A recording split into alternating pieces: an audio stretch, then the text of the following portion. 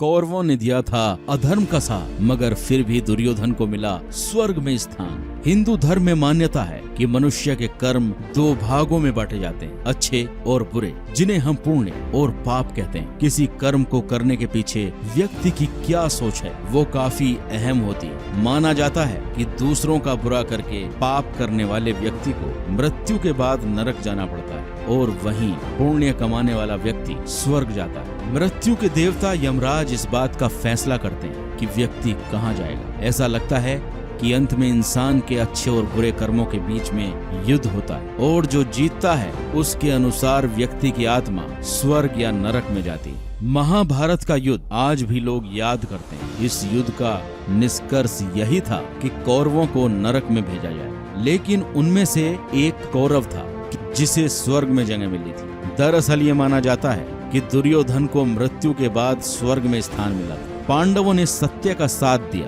और वहीं कौरव अधर्मी कहलाए, मगर फिर भी दुर्योधन को स्वर्ग में जगह क्यों मिली? आइए जानने का प्रयास करते हैं कि इसके पीछे क्या वजह है। नंबर 1, वो था एक उदार और समझदार राजा। दुर्योधन एक नेक और अच्छा राजा था। एक घटना इस बात की पुष्टि भी करती है। इस कथा के अनुसार युद्ध के बाद दुर्योधन मृत्यु के निकट थे और श्री कृष्ण उनके पास बैठे थे। तब उन्होंने भगवान कृष्ण से कहा था कि मैं हमेशा से ही एक अच्छा राजा रहा और अब मैं मृत्यु के बाद स्वर्ग में जाऊंगा, लेकिन कृष्ण तुम शेष जीवन दुख में बिताओ। ऐसा कहने के बाद ही दुर्योधन पर आकाश से पुष्प वर्षा हुई। ये घटना बताती है कि दुर्योधन की कई बातें सत्य थी। नंबर 2, दयालु और जमीन से जुड़ी शख्सियत। कर्ण दुर्योधन का सबसे करीबी और विश्वसनीय मित्र था। इस तरह कर्ण की मित्रता दुर्योधन की पत्नी भानुमति से भी थी। एक बार जब दुर्योधन मौजूद नहीं थे तब कर्ण उनकी पत्नी के पास खेल रहे थे। भानुमति दरवाजे की तरफ मुंह करके बैठी थी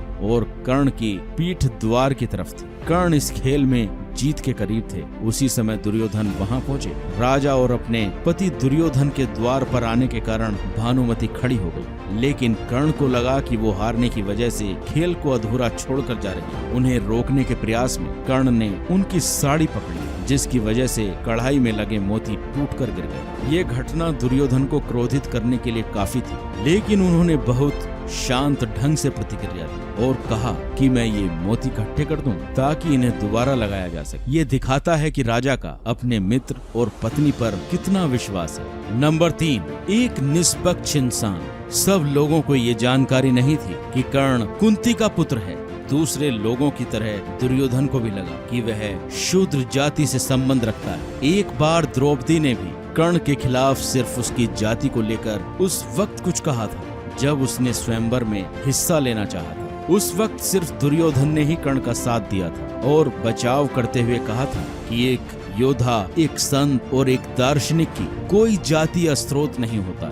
वो महान पैदा नहीं होते लेकिन महान बनते। ये घटना बताती है कि वो जाति से जुड़े भेदभाव से बहुत ऊपर थे और समानता पर विश्वास रखते थे। नंबर 4, शकुनी की गलत नियत का शिकार हुए थे दुर्योधन। इनके अलावा भी और कई ऐसी घटनाएं हैं जो साबित करती हैं कि दुर्योधन एक अच्छे इंसान, मित्र, राजा, पति और पुत्र थे, मगर वो अपने मामा शकुनी की बुरी चालों का शिकार हो गए। शकुनी के मन में बदले की भावना थी और उसका मकसद धृतराष्ट्र के वंश को खत्म करना था और इसके लिए उसने बड़ी चालाकी से कौरवों को कठपुतलियों की तरह इस्तेमाल किया। ये भी कहा जाता है कि वह अपने मामा पर अंध भरोसा रखने के कारण ही दुर्योधन ने ऐसे कदम उठाए। दुर्योधन को अपनी इन गलतियों के लिए नरक जाना पड़ा, जहां उसने अपने हिस्से की सजा भुगती और फिर स्वर्ग में स्थान प्राप्त किया। तो इसी तरह के फैक्ट्स और इन्फॉर्मेशन जानने के लिए जुड़े रहें हमारे साथ और हाँ, 24 आवर्स इन्फॉर्मेशन को सब्सक्राइब करना न भूलें।